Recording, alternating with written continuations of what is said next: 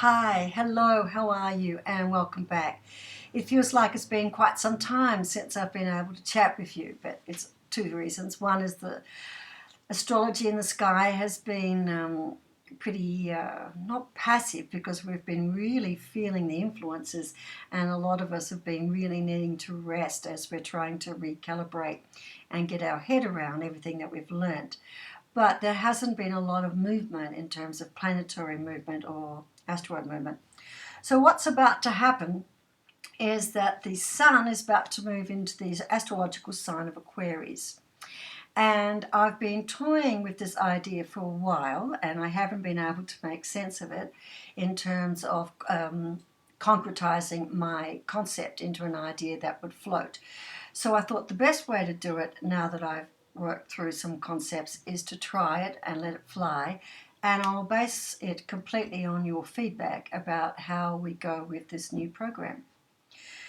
So it's a little bit different. I'm going to talk a little bit about the astrology, a little bit about that, but mostly I'm going to talk about the themes, the major themes for us, what's going to be happening during the sun in Aquarius. Now, the sun's in Aquarius with astrology. In the sky, the sun is in Capricorn, and this is what I'm going to be talking to you about, is that we've got this tension where with astrology, we've got the sun now in the sign of Aquarius, but in the constellations in the sky, we've got the sun in Capricorn, the constellation of Capricorn. Aquarius, as we know, is all about getting in touch with the higher self, if we put it that way, our intuition. It's very much about making these big leaps forward. And what it's about with making these big leaps forward is Aquarius really likes harmony. And we're really good at taking things that don't appear to be in the least way complementary, or in the least way able to sit well within each other, and making sense of them and bringing them together so that they do harmonize. But to create that harmony, we are making leaps in terms of changing the way that we're thinking about things. And this is really to do with Aquarius. And this is why people are a bit odds with Aquarius, because the symbol it is the water bearer, but it's an air sign. So you can see that already we like things that don't fit as a problem-solving exercise, but we like things to fit in terms of how we see the world. I'm saying we, because I am an Aquarian. So there we go with that. So that's what's going to be happening. We like truth. This is the other thing I'm going to tell you about Aquarians. We love truth, and we hurt with the truth. So we hurt when we understand the truth and we come together with that, but sometimes we can hurt other people with the truth, but we are after truth. And Aquarius is all about truth. And so this is where we're at. It's about conclusions, it's about jumping to understanding, and it's about bringing in and harmonizing some things that initially don't look well together. And Aquarians normally don't like to see sustained conflict. We throw in conflict, but it's only conflict for thinking. It's not meant for conflict in terms of testing people's emotional well-being or their emotional stability. It's about pushing so that we can come together and understand where we're at. So we're going to be driven for this season, the Aquarius season, for about the 4 weeks, to bring the intuitive and the intrinsic to an understanding. And this is what this is about. So it's bringing what we intuitively understand, what we intrinsically see needs to take place, and bringing that to an understanding. And because we do like to see harmony, it's about bringing the understanding to more than just myself as an individual, or you as an individual, or us as individuals, but to bring it to everyone. Now, I'm not talking about us being Aquarians, and this is only for Aquarians. This is what I'm saying is going to be the theme for all of us for this month of Aquarius. And this follows it nice. Sorry, I've got something on my face that's annoying me. I think it's a hair. Gone. So what we're looking at doing is taking something that initially looks like it doesn't quite fit, and then looking at it, seeing the intrinsic value of it, and then intuitively working with it to create something that comes together. Now, sometimes Aquarius and Cancer don't necessarily sit side by side together, because Aquarius is quite intuitive by nature. This is the particular aspect of Aquarius. And Capricorn is not so intuitive. It's really about habitual, it's about timeline, it's about strengths, it's about strengths and numbers, so to speak, but not in numbers in terms of 10, 20, 30. In terms of understanding numbers, it's number crunching if we're doing our business. And it's about the everyday routine and having a look at what serves us and what doesn't serve us. And it is about expanding, and Aquarius, they're all about expanding, but in different ways.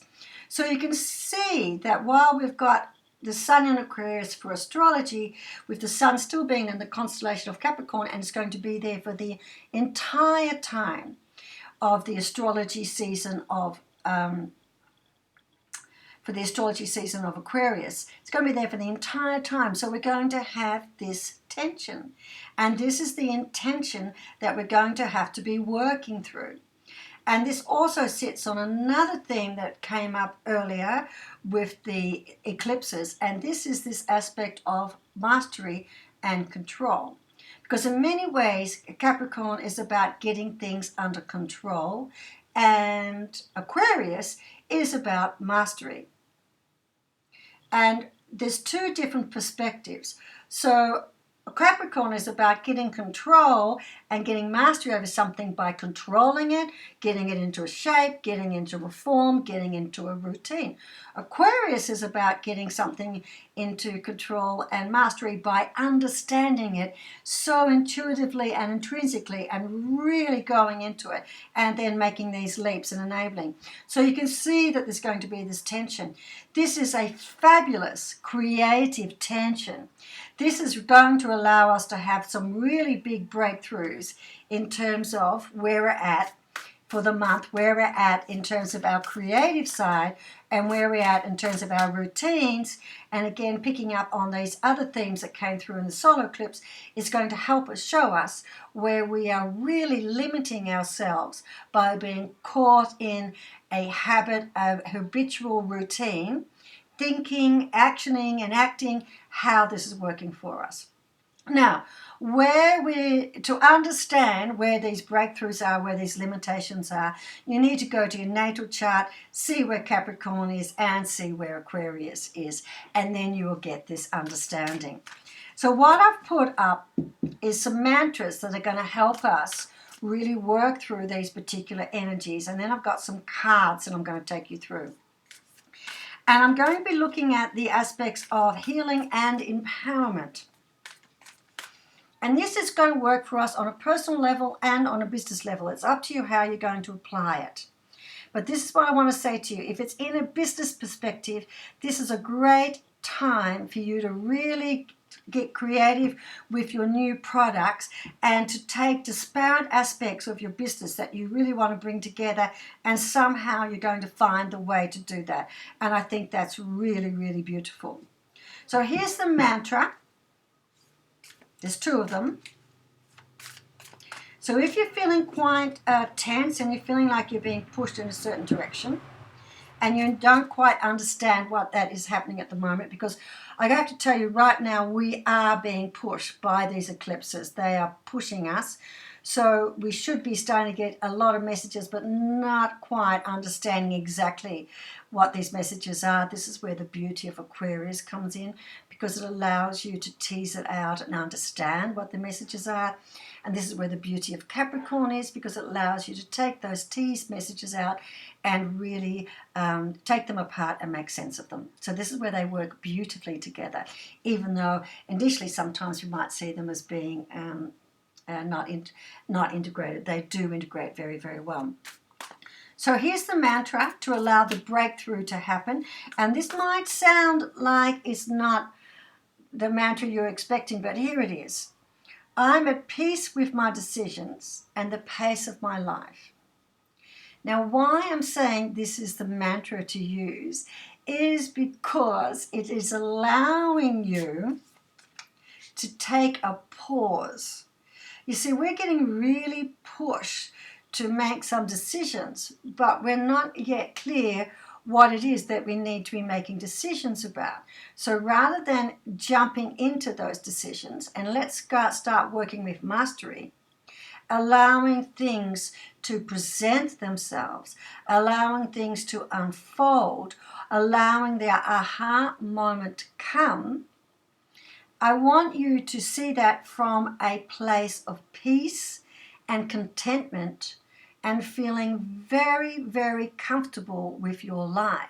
Because I'm a great believer that if you start to make decisions from a safe place, you make better decisions. Whereas if you're really feeling under pressure to make a decision and you've got a lot of anxiety, you take that anxiety and you transfer that into your decision making. That's not what I want you to do. I want you to say, I'm at peace with my decisions. Basically, I trust myself and the pace of my life. So I'm going to allow what needs to come through to come through. So I'm at peace with my life and with my decisions and the pace of my life. Okay, so that's one mantra. The second mantra, and I'm giving you two, so you can use them depending on how you're feeling. When you are sitting there and you're feeling like you are stuck and you can't move forward, what I want you to say is, as a second mantra, where I am blinded by my limitations, enlighten me.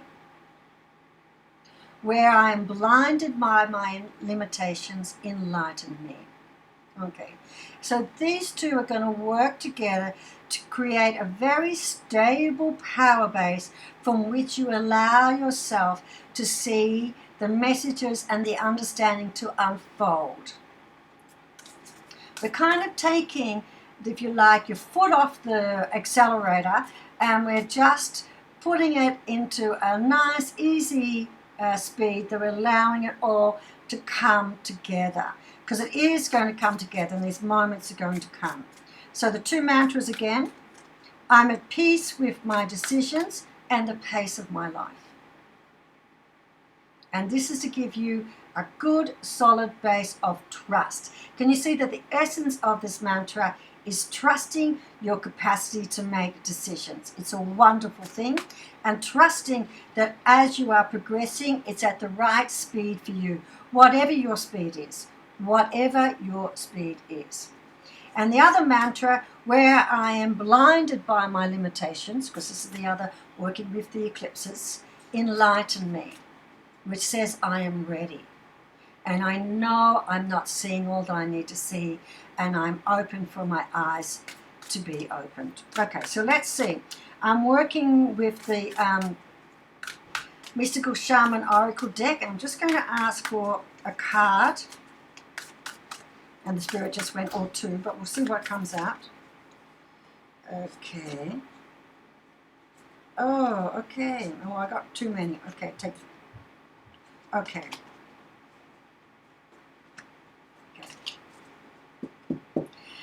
And the two cards that came out, the journey, because this is what it is all about. And I want you to have a look at that card for the journey. Can you see it? Can you see that that card, it's full of self-love. It's also full of wings, and it's over the heart. So it's about saying there is a journey, and the journey is all about me, but it is from a place of love and acceptance of who I am. And then the other one, is the Time Master. So it's about we are, in fact, in charge of our time and the flow and how things are working, and everything is working in the divine way that it should be working. So everything is coming as it should, in divine timing, and I think that is really, really lovely. So I'm just also now going to work with Gaia, because this is about working with energy, and Gaia is all about energy. I'm at peace with my decisions and the pace of my life. I'm at peace with my decisions and the pace of my life. And let's see what Gaia's got to say.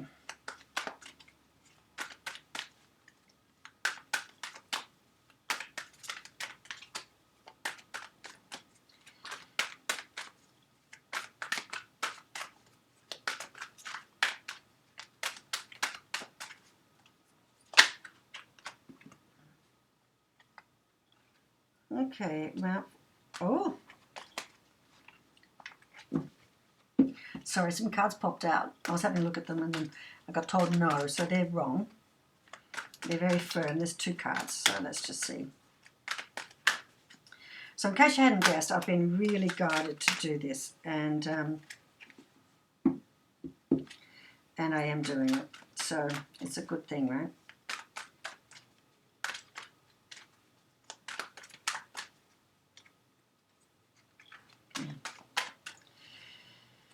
How the dreams of going.